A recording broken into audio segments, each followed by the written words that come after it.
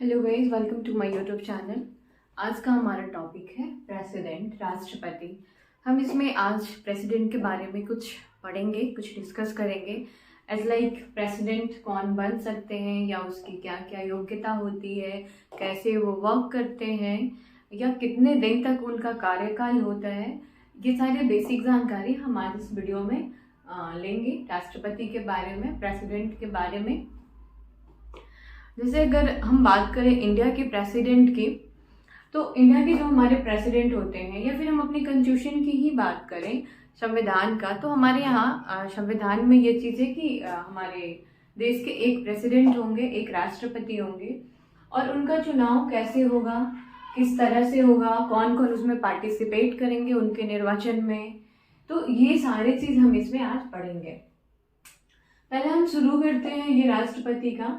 जिस भाग में, संविधान के जिस पार्ट में हमें, कॉन्स्टिट्यूशन के जिस पार्ट में हमें प्रेसिडेंट के बारे में पढ़ना है या उनके बारे में लिखा हुआ है, उनके जो भी अर्हताएं, शपथ, पदावधि, जो भी चीजें हैं, वो चीज भाग 5 में है।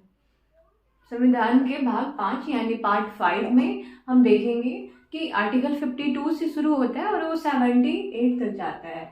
इसमें संघ की कार्यपालिका जितने भी हैं, अब ये संघ की कार्यपालिका क्या है, संघ की कार्यपालिका में कौन कौन आते हैं, तो संघ की कार्यपालिका में सिर्फ प्रेसिडेंट नहीं आते हैं।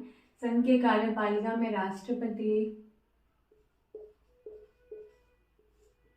उपराष्ट्रपति,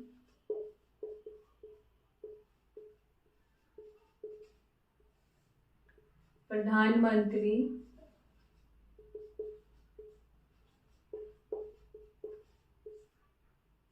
मंत्रिमंडल,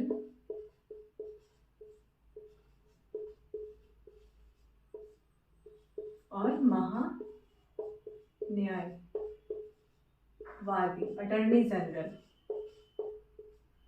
अटॉर्नी जनरल, ये सारे आते हैं संघ की कार्यपालिका में। राष्ट्रपति, उपराष्ट्रपति, प्रधानमंत्री, मंत्रिमंडल और महान्यायवादी, president, vice president, prime minister, बाकी जितने भी मिनिस्टर होते हैं, और उसके बाद अटॉर्नी जनरल, महान्यायवादी। संघ की कार्यपालिका में ये सारे आते हैं। तो जो हम आर्टिकल 52 से 78 तक पढ़ेंगे, तो उसमें ये सारे के बारे में हम पढ़ेंगे। यानी एक एक जो भी है हमारे, इनके बारे में हम बारी बारी से सारे आर्टिकल्स पढ़ेंगे कि इसमें क्या क्या है, नहीं है। लेकिन हम स्टार्ट कर रहे हैं यहाँ पे राष्ट्रपति से। अब राष्ट्रपति जो है हमारे यहाँ का, उनका निर्वाचन कैसे होता है, यानी कौन हमारा राष्ट्रपति बन सकता है और कैसे बन सकता है, ये चीजें हम पढ़ेंगे। तो हम राष्ट्रपति के निर्वाचन के बारे में एक इम्पॉर्टेंट चीजें पढ़ते हैं कि राष्ट्रपति के निर्वाचन में कौन कौन भाग लेता है, कौन कौन पार्टिसिपेट करता है। ये एक अप्रत्यक्ष चुनाव द्वारा होता है, लेकिन इसमें पार्टिसिपेट कौन करता है, क्या आम नागरिक भी पार्टिसिपेट करते हैं या कोई और पार्टिसिपेट करता है, इसमें कौन कौन भाग लेता है। तो निर्वाचन में आप देखेंगे कि यहाँ पे संसद का दोनों हाउस जो है, लोकसभा और राज्यसभा, संसद पार्टिसिपेट करता है, इसके दोनों हाउसेस, लोकसभा और राज्यसभा। इसके अलावा विधानसभा, सभी राज्य का विधानसभा, सभी राज्य के विधानसभा का जो भी सदस्य होते हैं वो पार्टिसिपेट करते हैं। एंड एक यूनियन टेरिटरी, केंद्र शासित प्रदेश में 2 है। पहला है दिल्ली और दूसरा पुदुचेरी। तो यहाँ पे हमने देखा कि संसद में लोकसभा, राज्यसभा के दोनों जितने भी निर्वाचित सदस्य होते हैं, यहाँ ध्यान रखना होगा कि निर्वाचित सदस्य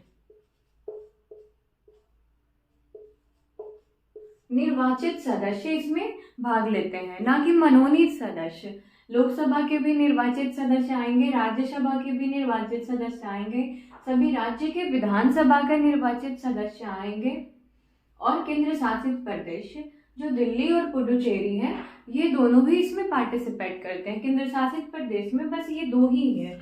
आपको ध्यान रखना होगा, पहले ये भी नहीं थे, इसमें एक सुधार किया गया, अमेंडमेंट हुआ 1992 में 17वां अमेंडमेंट,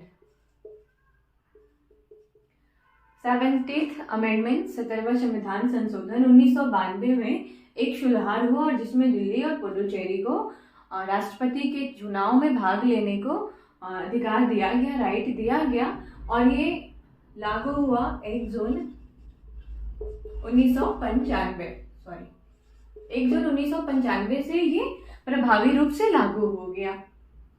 तो यहाँ पे ध्यान रखना ये है कि लोकसभा, राज्यसभा, सभी राज्यों के विधानसभा और केंद्र शासित प्रदेश दिल्ली और पुडुचेरी के जितने भी निर्वाचित सदस्य हैं वो भाग लेते हैं इसमें, मनोनीत नहीं भाग लेते हैं। इतना आपको ये ध्यान रखना पड़ेगा कि ये सारे इसमें चुनाव में भाग लेते हैं। अब क्वेश्चन यहाँ पे ऐसा भी आ सकता है कि मान लीजिए कि जब राष्ट्रपति का चुनाव हो रहा है तब किसी भी राज्य का भी चुनाव हो रहा है, विधानसभा जो वहाँ का है वो विघटन हो गया है, विधानसभा वहाँ है नहीं अभी, तो क्या वो राज्य पार्टिसिपेट करेगा?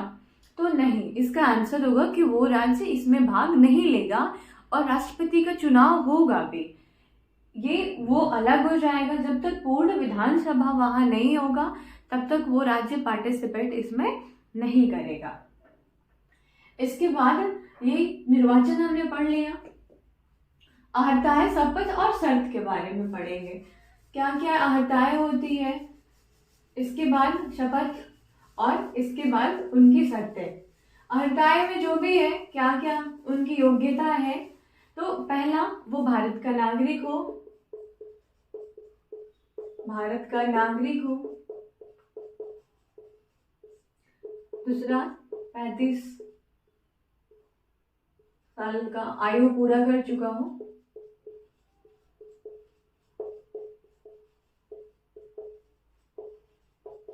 एंड तीसरा है कि लोकसभा का सदस्य बनने का योग्यता रखता हो, लोकसभा का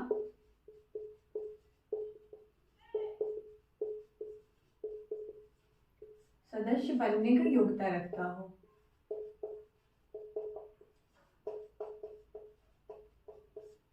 एंड फोर्थ जो है वो ये है कि वो किसी भी लाभ के पद पर आसीन ना हो, चाहे तो वो केंद्र सरकार के अंदर हो या राज्य सरकार के अंदर या किसी भी तरह के सार्वजनिक संस्थान में वो लाभ के पद पर ना हो,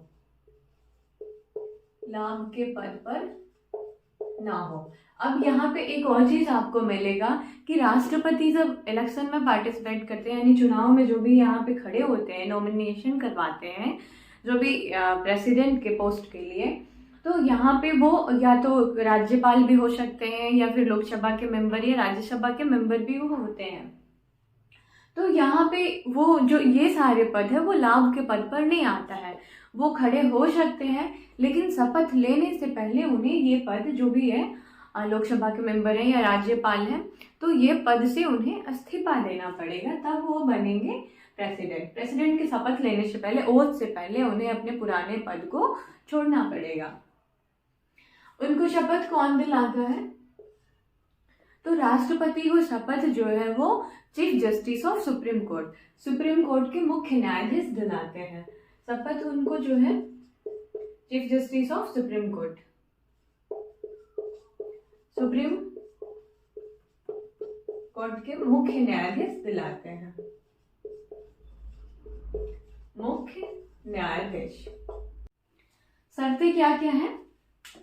तो कोई भी अगर राष्ट्रपति के लिए चुनाव लड़ रहा है, यानी वो नॉमिनेशन करवाया है अपने राष्ट्रपति के लिए, इस पोस्ट के लिए वो चुनाव लड़ रहे हैं, चुनाव में वो पार्टिसिपेंट्स हैं, तो यहाँ पे 50 प्रस्तावक और 50 अनुमोदक की जरूरत होती है, उनके सपोर्टर्स, अनुमोदक।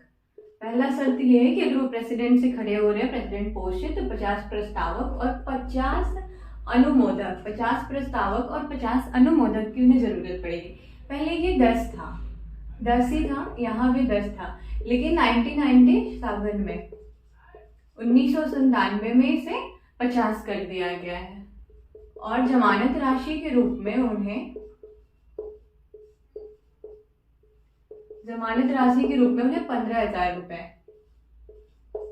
15,000 रुपए देने पड़ते हैं। ये भी 1997 से पहले की अगर हम बात करें तो 2500 था। 1997 में अमेंडमेंट के द्वारा ये चीज कर दिया गया कि ये अब 10 की जगह 50 अनुमोदक चाहिए और 10 की जगह 50 प्रस्तावक भी चाहिए। जो जमानत राशि थी उसे भी 2500 रुपए से बढ़ा करके 15,000 रुपए कर दिए गए। इसे ऐसा करने के ऊपर एक और भी मकसद था कि बस कोई भी ऐसे प्रेसिडेंट के इलेक्शन में पार्टिसिपेट ना कर ले। यहाँ पे वही लोग पार्टिसिपेट करें जो मतलब सच में जो सीरियस हो, जिनको सपोर्ट मिल रहा है पब्लिक से। एंड यहाँ पे एक और थर्ड है 1/6 वोट। जितने भी वोटर्स हैं उसका 1/6 वोट अगर उन्हें मिलता है, प्राप्त होता है, तो उनकी जमानत राशि तो उन्हें मिल जाएगी। लेकिन इससे कम वोट मिलता है, 1/6 वोट से अगर उन्हें कम वोट प्राप्त होता है, इससे कम वोट प्राप्त होता है, तो उनकी जमानत राशि जो है वो जब्त हो जाएगी। यानी ये जो पैसे हैं इलेक्शन में, मतलब कोई भी चुनाव होता है, चाहे वो पंचायत का हो या फिर हमारा लेजिस्लेटिव असेंबली का हो, विधानसभा का हो या पार्लियामेंट का हो, सांसद का हो, सारे चुनाव में हमें ये जमानत राशि देने होते हैं। जितने भी कंटेस्टेड होते हैं, जितने भी हमारे उम्मीदवार होते हैं, सबको देना होता है। लेकिन अगर इसमें कुछ फिक्स होता है हमारा इतना वोट इतना परसेंट, सब में कुछ अलग अलग चीज़ें होती हैं, तो अगर इतना वोट परसेंट उनको मिल जा रहा है, पूरे वोटर्स का इतना परसेंट, तो फिर उनको वो जमानत राशि मिल जाती है चुनाव के बाद। लेकिन इससे कम अगर वोट उनको मिल रहा है तो उनका जो जमानत राशि है वो जब्त हो जाता है। तो वो प्रेसिडेंट के इलेक्शन के लिए 1/6। अगर उन्हें 1/6 वोट मिल रहे हैं टोटल वोटर्स का, तो उनकी जमानत राशि उन्हें मिल जाएगी, नहीं तो वो इससे कम होने पर जब्त हो जाएगा, उन्हें नहीं मिलेगा, जमानत राशि उनकी जब्त हो जाएगी। इतना हमने समझा। अब आगे हम पढ़ेंगे पद अवधि। उनकी पद अवधि कितना होता है, यानी उनका टेन्योर जो है, वो वर्किंग पीरियड जो है वो कितना होता है। तो ये बातें तो सबको पता होगा कि हमारे जो प्रेसिडेंट होते हैं वो 5 ईयर उनकी टेन्योर होती है, उनकी कार्यकाल जो है वो 5 ईयर होता है। लेकिन अगर वो दोबारा भी पार्टिसिपेट करते हैं इलेक्शन में, वो as a contested second time भी इलेक्शन में पार्टिसिपेट करते हैं, तो वो सेकेंड टाइम भी अगर जीत गए तो वो फिर से वो रह सकते हैं। यानी हमारे यहाँ प्रेसिडेंट के लिए कुछ ऐसा फिक्स नहीं है कि वो कितने टाइम्स तक प्रेसिडेंट बनेंगे। लेकिन अगर हम यही चीज़ें अमेरिकी कॉन्स्टिट्यूशन में देखें तो वहाँ पे ये फिक्स है कि प्रेसिडेंट के इलेक्शन में मैक्सिमम 2 टाइम ही पार्टिसिपेट कर सकता है। उनका कार्यकाल भी ऐसे कम होता है, 4 ईयर का होता है। लेकिन हमारे यहाँ जो कार्यकाल है, इनका वर्किंग पीरियड है, टेन्योर है, ये 5 ईयर का होता है। और इनके साथ फिक्स नहीं है कि वो कितने टाइम तक इलेक्शन में पार्टिसिपेट करेंगे। यहाँ मोर देन 2 भी हो सकता है, लेकिन अभी तक सिर्फ एक ही है, डॉक्टर राजेंद्र प्रसाद, जिन्होंने 2 टाइम्स तक प्रेसिडेंट रहे हैं। बाकी और कोई भी अभी तक ऐसा रहा नहीं है जो एक कार्यकाल से ज़्यादा तक रहा हो। महाभियोग क्या है, इम्पीचमेंट भी हम जिसे कहते हैं, ये इम्पीचमेंट क्या है, महाभियोग क्या है। तो यहाँ पे हम कह सकते हैं कि प्रेसिडेंट अगर किसी भी तरह से संविधान का उल्लंघन करते हैं, हालांकि ये अभी इसका किसी तरह का परिभाषित नहीं किया गया है कि संविधान के उल्लंघन में क्या क्या आएगा, लेकिन संविधान का उल्लंघन करते हैं तो उनके ऊपर इम्पीचमेंट यानी महाभियोग की प्रक्रिया चलाई जा सकती है। अब इसमें क्या होता है, महाभियोग की प्रक्रिया में क्या होता है कि संसद के जो हमारे दोनों सदन है, लोकसभा और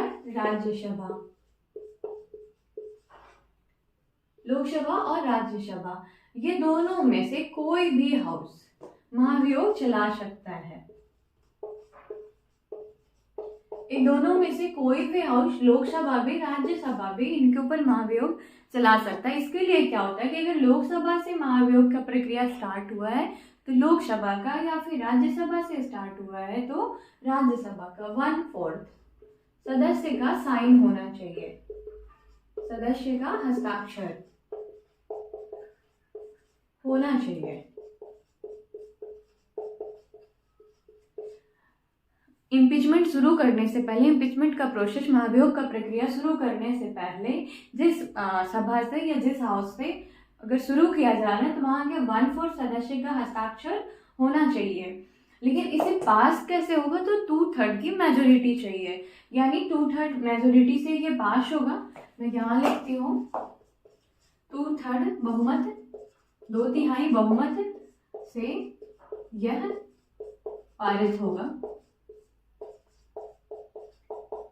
लेकिन 2/3 बहुमत से, मान लीजिए कि लोकसभा से शुरू हुआ तो लोकसभा इसे 2/3 बहुमत से पारित कर दिया, लेकिन सिर्फ ये यहीं पे खत्म नहीं होगा, वापिस ये राज्यसभा जाएगा, तो राज्यसभा को भी 2/3 बहुमत से इसे पारित करना पड़ेगा।